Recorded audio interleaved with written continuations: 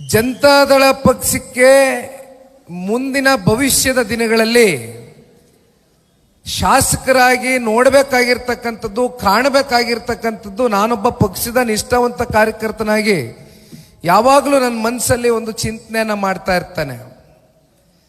2004ರಿಂದ ಇಲ್ಲಿಯವರೆಗೂ ಕಳೆದ 20 ವರ್ಷದಲ್ಲಿ ಬಹಳ ಜನ ಬಂದು ಟಿಕೆಟ್ ಅನ್ನ ಪಡೆದು ಪಕ್ಷವನ್ನ ಒಂದು ರಾಜಕೀಯ ವೇದಿಕೆಯಾಗಿ ಇಲ್ಲಿಂದ ಶಾಸಕರಾಗಿ, ಮಂತ್ರಿಗಳಾಗಿ ದೊಡ್ಡ ದೊಡ್ಡ ಉನ್ನತವಾದಂಥ ಸ್ಥಾನಕ್ಕೆ ತಲುಪಿ ತದನಂತರ ಪಕ್ಷದ ಕಾರ್ಯಕರ್ತರಿಗೆ, ಪಕ್ಷಕ್ಕೆ, ವರಿಷ್ಠರಿಗೆ ಮೋಸ ಮಾಡಿ ಹೋಗಿರ್ತಕ್ಕಂಥ ಉದಾಹರಣೆಗಳು ಸಾಕಷ್ಟಿದೆ.